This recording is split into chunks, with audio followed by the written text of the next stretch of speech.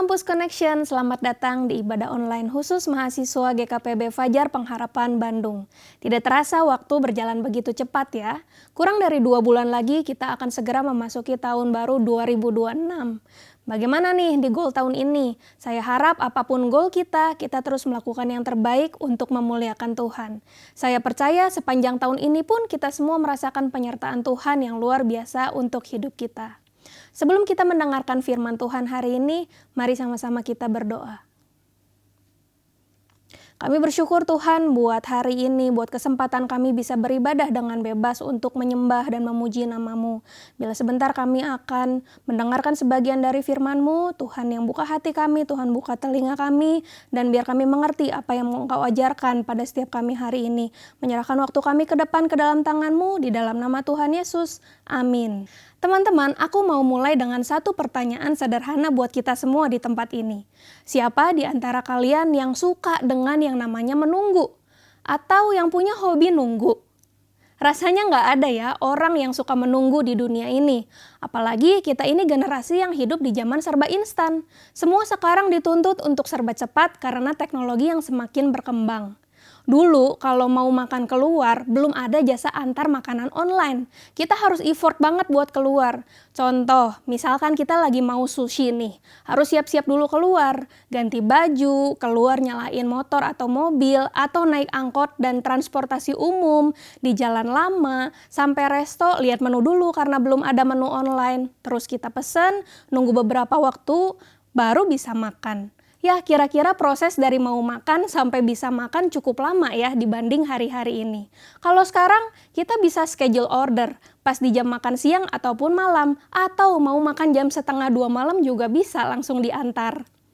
So, kita sudah terbiasa dengan segala sesuatu yang instan, yang cepat. Dan kalau dikasih proses yang lama, rasanya pasti sulit. Menunggu di resto, makanan 10 menit belum kelar, kita komplain. Menunggu jasa antar makanan agak lama, kita ngomel. Nunggu di jalan, macet sedikit, kita klakson, kita bete. Nunggu kelas kosong, kita bosan, bingung, gak tahu mau ngapain. Nunggu dosen bales chat, nunggu bimbingan di kampus, kesel, kita deg-degan, kita bete. Apalagi nunggu kepastian dari orang yang ditaksir juga pasti nggak menyenangkan ya rasanya. Menunggu tuh nggak enak ya guys, bikin kita harap-harap cemas. Dan rasa cemas ini membuktikan kalau kita nggak pegang kendali akan apa yang ada di depan. Apakah akan sesuai keinginan kita atau enggak. Dan termasuk saat menunggu jawaban doa. Nah, siapa yang saat doa selalu langsung dijawab? Yes or no? Kebanyakan dari doa kita itu, kita pasti menunggu jawaban Tuhan atas doa kita.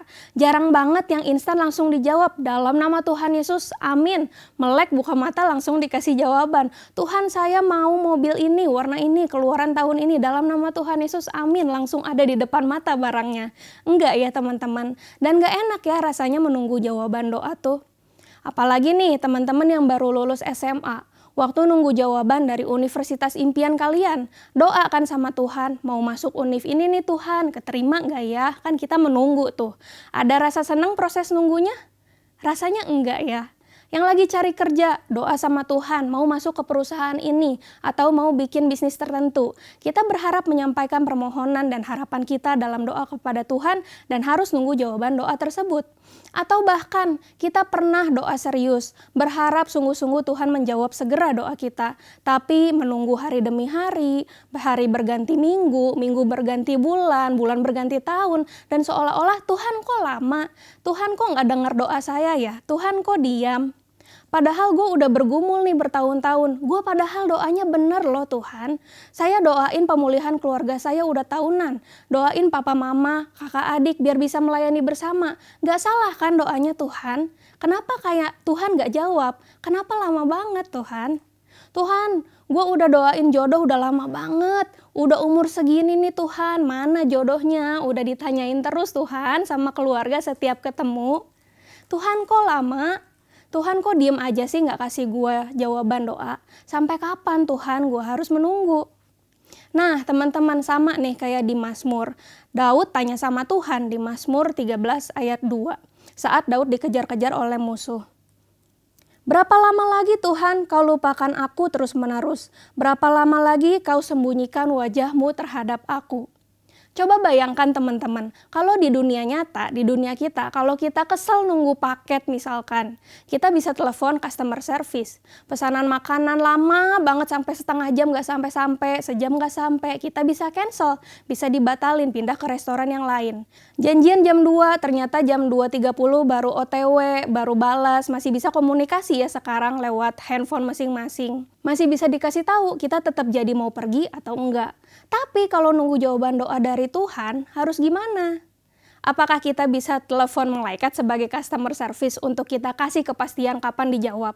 Apakah kita bisa mengancam Tuhan? Atau kita minta Tuhan buru-buru? Tentu rasanya nggak bisa ya teman-teman. So pertanyaannya, kenapa Tuhan membiarkan kita menunggu? Dan apa yang Tuhan kerjakan dalam waiting season kita? Satu hal guys, prinsipnya saat kita menunggu yang harus kita sadari sesadar-sadarnya adalah delay is not always about denial. Penundaan bukan selalu tentang penolakan.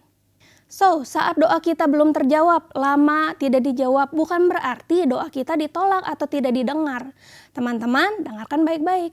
Menunggu jawaban Tuhan itu bukan sebuah ruang kosong, tapi itu justru adalah tempat bengkel pembentukan kita.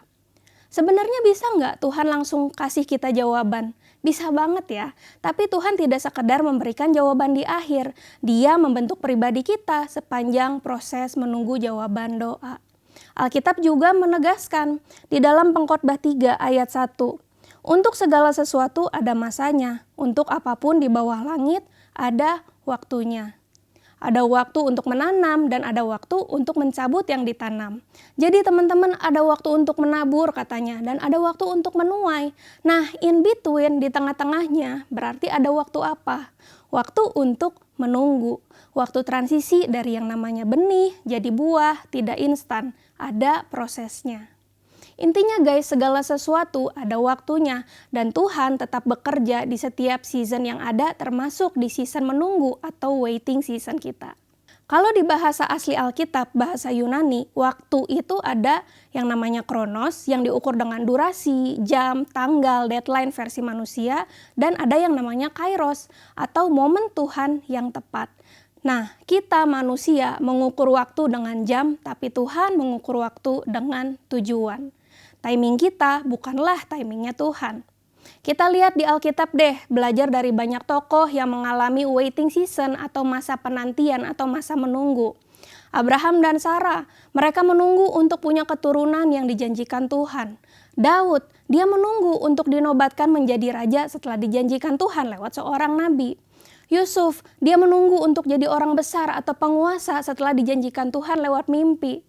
Kisah Israel dan tembok Yeriko, mereka harus menunggu dan melewati proses 7 hari berkeliling dan berdoa untuk meruntuhkan tembok tersebut. Proses penciptaan alam semesta, 6 hari Tuhan ciptain alam bumi dan isinya. Kenapa nggak sedetik aja ya? Padahal rasanya Allah sanggup. Teman-teman, satu yang bisa kita pelajari bersama adalah Tuhan suka proses. Allah kita mencintai proses karena ada keindahan dalam proses yang ada. Emang Tuhan gak bisa ya kasih Abraham dan Sarah anak langsung, kenapa harus menunggu tahunan? Emang Tuhan gak bisa langsung menjadikan Daud sebagai raja di usia muda? Memangnya Tuhan gak bisa menjadikan Yusuf penguasa Mesir langsung saat itu? Atau memang gak bisa gitu tembok Yeriko itu hanya runtuh dalam 1 kali putaran berdoa? Memang Tuhan gak bisa bikin alam semesta dalam 1 detik semuanya jadi. Tuhan terlebih bisa ya guys. Tapi Allah kita adalah Allah yang mencintai proses. Ada makna di balik setiap proses, terutama proses menunggu. Yeremia 18 dikatakan Tuhan itu seperti tukang periuk, tukang tanah liat yang bikin satu bejana atau karya yang berharga, yang akhirnya useful atau berguna. Ada proses menunggu ya guys saat bikin bejana yang bagus.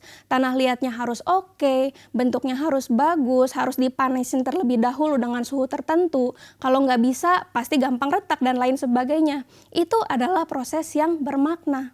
So, waiting time atau waiting season, waktu menunggu itu adalah bengkel pembentukan hidup kita. Membentuk apa aja nih? Yang pertama adalah membentuk karakter kita. Menjadi apa? Tentu saja jadi semakin serupa dengan Kristus. Dari pengenalan melalui proses yang ada, mengenal Tuhan dan tujuan Tuhan menciptakan setiap kehidupan kita. Dan yang kedua adalah membentuk hati dan kepekaan kita. Di waiting season, saat kita menunggu jawaban doa, kita dilatih untuk berserah.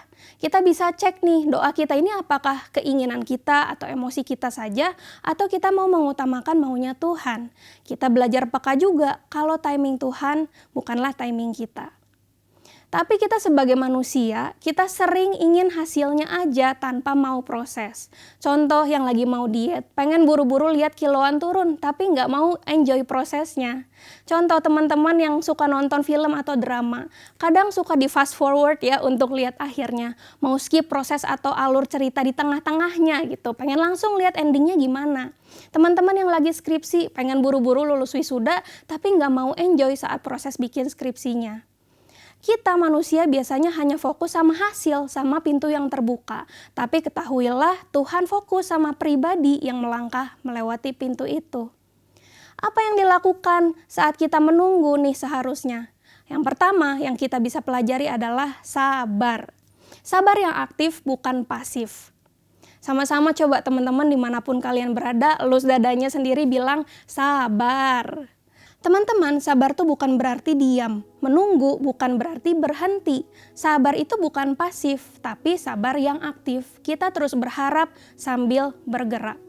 So, do what you can do today. Saat kamu lagi doain skripsi kamu, kerjain skripsi kamu dengan yang terbaik. Saat kamu lagi doain pemulihan keluarga kamu, bangun relasi yang baik dengan keluargamu. Ajak ke gereja bareng, ajak berdoa bareng.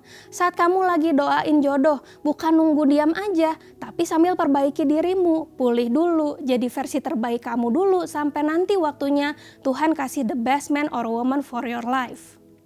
Yang kedua yang kita lakukan adalah keep praying, terus berdoa, terus kejar Tuhan, kejar pemberi berkatnya, bukan hanya berkatnya saja. Kadang kalau kita berdoa, yang kita sering doakan, Tuhan cepet dong, tolong saya. Coba ubah doanya jadi, Tuhan, apa yang lagi mau Tuhan bentuk nih? Bagaimana harusnya aku bisa merespon sama kejadian tertentu? Minta hikmat sama Tuhan saat kita berdoa. Karena dalam Yakobus 1 ayat 5 dikatakan, tetapi apabila di antara kamu ada yang kekurangan hikmat, hendaklah ia memintakannya kepada Allah yang memberikan kepada semua orang dengan murah hati dan tidak membangkit-bangkit, maka hal itu akan diberikan kepadanya. Yang ketiga yang bisa kita lakukan saat waiting season kita adalah find your friend. Teman-teman, nunggu sendirian itu nggak asik ya. Punya teman yang sefrekuensi buat menunggu itu lebih asik. So, jangan sendirian. Dalam hidup kita ini, kita nggak bisa sendiri, terutama dalam waiting season. Dan saat nunggu jawaban doa, carilah support system. Lingkaran pertemanan yang bisa diajak doa bareng, check-in mingguan alias kelompok kesan atau cell group yang saling meneguhkan dalam imanmu kepada Tuhan saat menunggu jawaban doa dari Tuhan. Komunitas atau teman yang tepat harusnya menjaga api harapan kita tetap menyala, bukan malah mematikan harapan. Yesaya 40 ayat 31 dikatakan, tetapi orang-orang yang menanti-nantikan Tuhan mendapat kekuatan baru. Mereka seumpama raja wali yang naik terbang dengan kekuatan sayapnya. Mereka berlari dan tidak menjadi lesu, mereka berjalan dan tidak menjadi lelah. So, catat kebenarannya ya teman-teman. Diam bukan berarti absen. Kalau teman-teman suka chatting dalam waiting season ini, Tuhan tuh seperti lagi mengetik di layar chat hidup kita.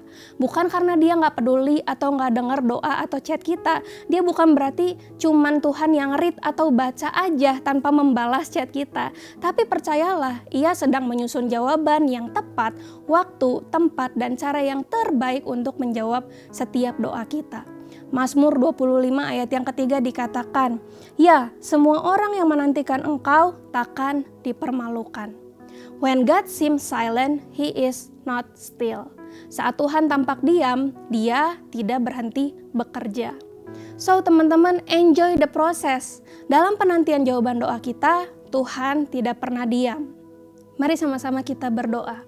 Kami bersyukur Tuhan buat firman-Mu hari ini. Kalau Tuhan mengajarkan kami dalam setiap waiting season kami, dalam setiap penantian kami terhadap jawaban doa yang daripada Engkau. Kami percaya Tuhan, Engkau adalah Allah yang sanggup untuk menjawab doa kami tepat pada waktunya.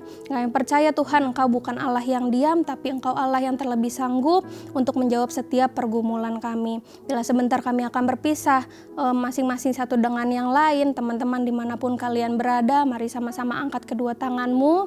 Kiranya Tuhan memberkati engkau, apapun yang engkau kerjakan Tuhan perbuat berhasil. Tuhan yang memberkati setiap pergumulanmu, setiap kerinduan hatimu, Tuhan Maha Tahu dan Tuhan dengar. Tuhan adalah Allah yang hidup, yang sanggup untuk mendengar setiap doamu dan menjawab doamu sesuai pada waktunya Tuhan. Terimalah berkat yang daripada Allah. Kami bersyukur Tuhan buat hari ini, menyerahkan waktu kami semuanya ke depan, ke dalam tangan-Mu, di dalam nama Tuhan Yesus Kristus, Allah kami yang hidup. Amin. Bagi teman-teman yang memerlukan dukungan doa ataupun konseling lebih lanjut, silahkan scan QR Code yang ada di layar. Ada para pendoa dan konselor yang siap membantu teman-teman sekalian. Sampai jumpa di lain kesempatan, Tuhan Yesus memberkati.